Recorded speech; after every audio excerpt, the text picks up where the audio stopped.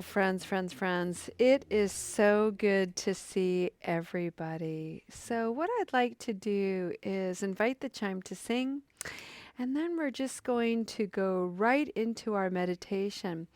For the month of March in the Spokane Sangha, we are going to be engaging a deep looking practice of Vipassana practice. And what this really means for me is taking a concept, taking a thought, taking something that's alive and active in you, and really taking it for a spin, allowing it to roll around in the mind, allowing it to wander in and out in whatever way is happening for you.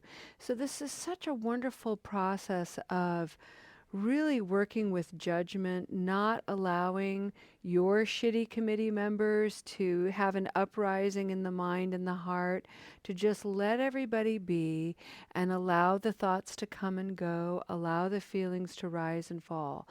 I will begin and sort of guide our practice this evening with a single word. But before we do that, let's just arrive fully to this practice with the sound of the chime. Welcome, everyone.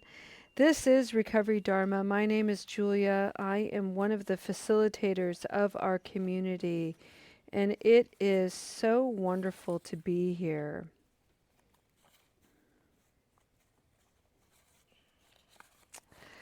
I'd like to share with you all a sentiment of metta.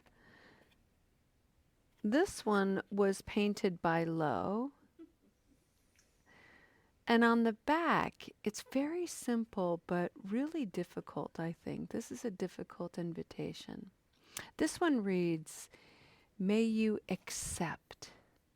Ugh, yuck.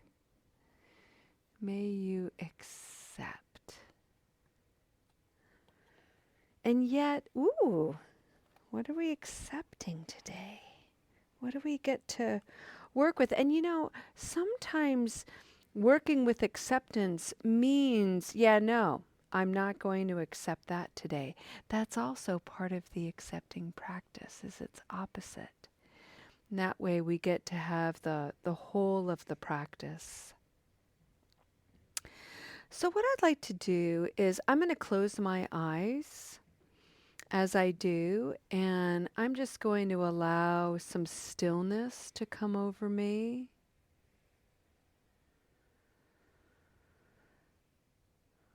I'm going to invite my body to breathe in a way that feels really calming.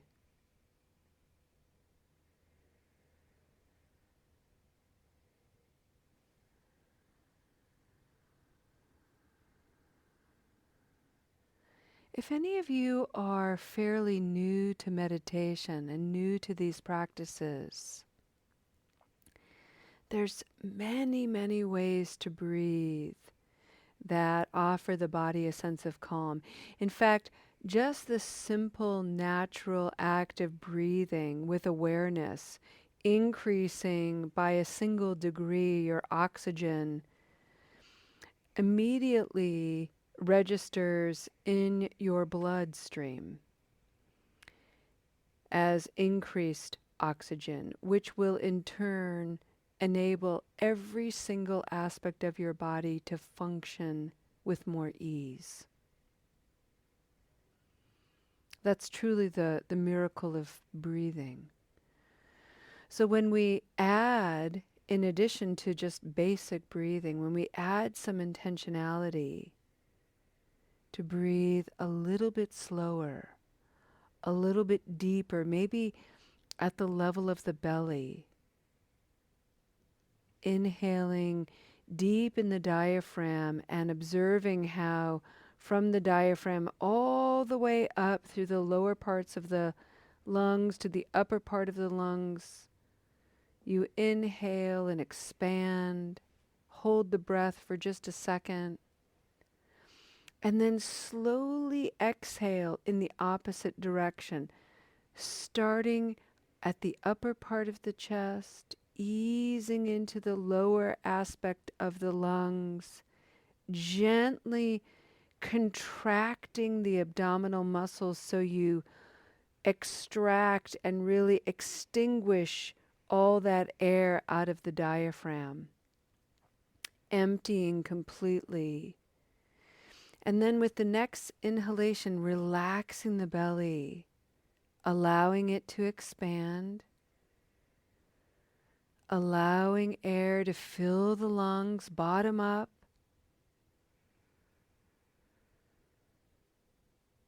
And then exhaling, top down.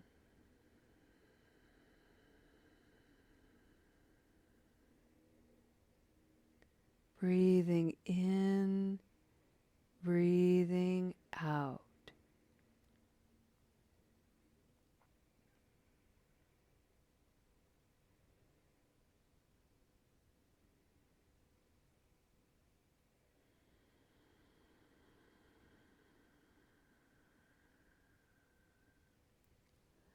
On Friday, I brought forward the word clarity.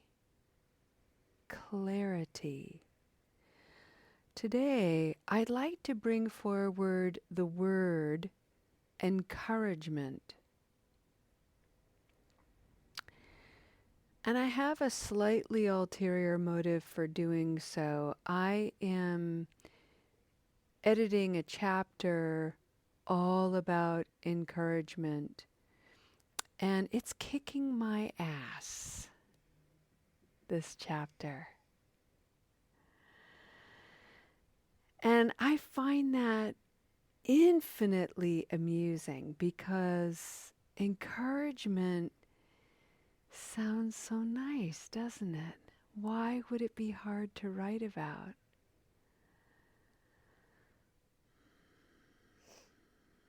And so I'm going to ask you to contemplate that.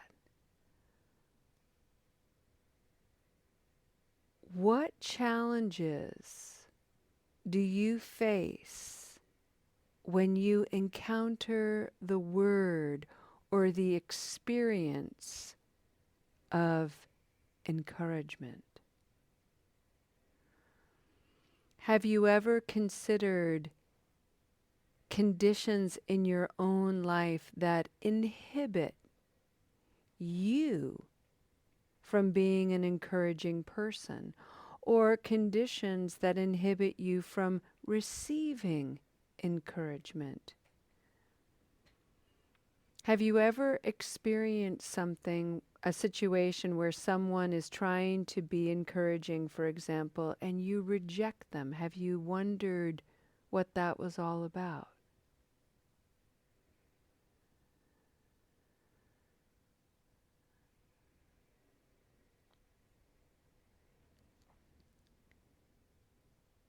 It's one thing to think about encouragement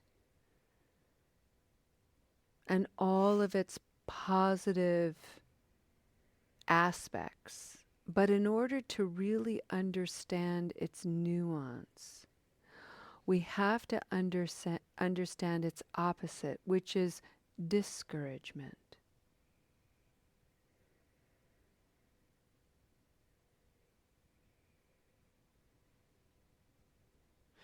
And when we're feeling discouraged, what happens? How can we reclaim and reignite the fire of encouragement?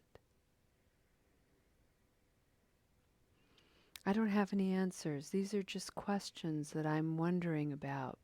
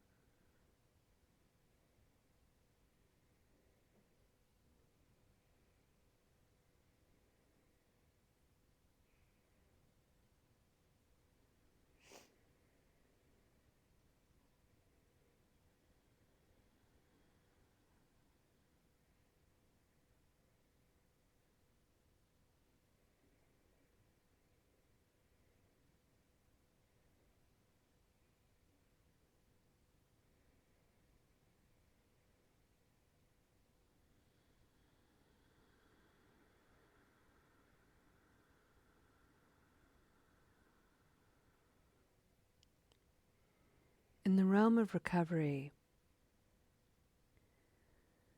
one of the sisters of encouragement is motivation. And the number one killer of motivation is confrontation, according to the science. And so one of the things that we have to reimagine, better stated, what I encourage and invite us to reimagine, is how we can shift our confrontations to become more caring, to enact a carefrontation as a way of letting someone know that we care, we're on their side, we're bearing witness, we see them, we hear them, we're present. These are some of the qualities that promote encouragement. Presence, resilience, creativity, resourcefulness, rest, curiosity, understanding.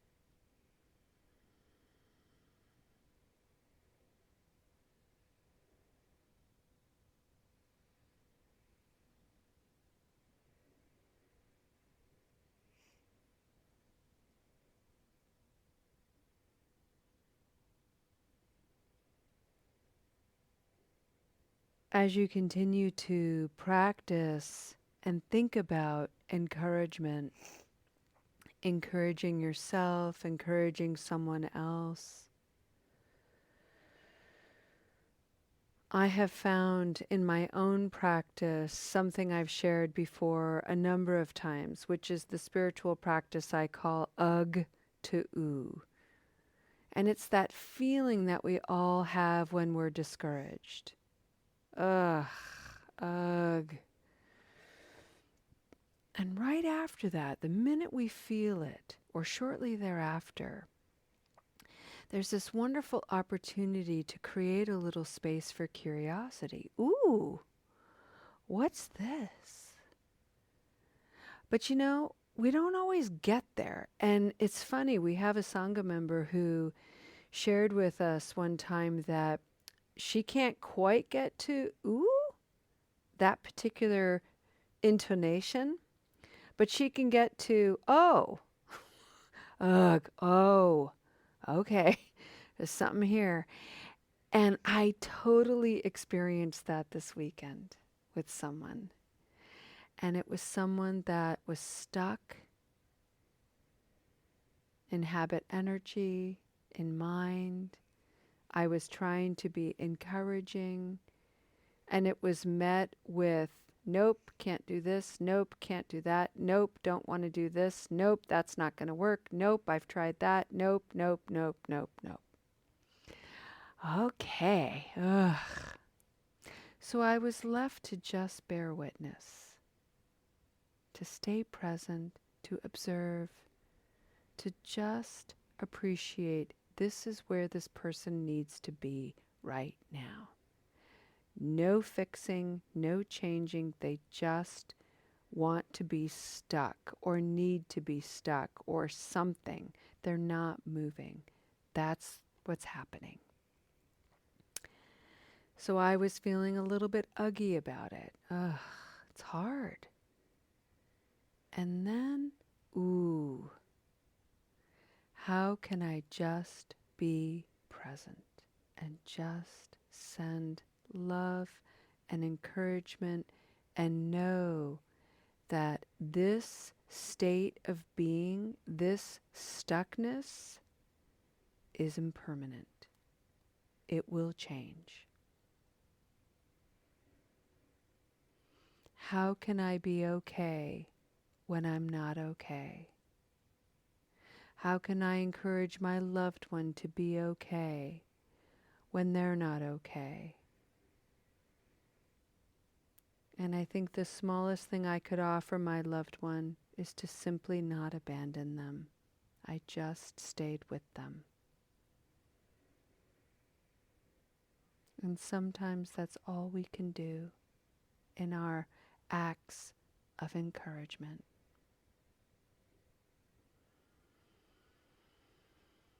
Breathing in, I am here. Breathing out, in this moment. Staying present to being encouraging is an act of true love.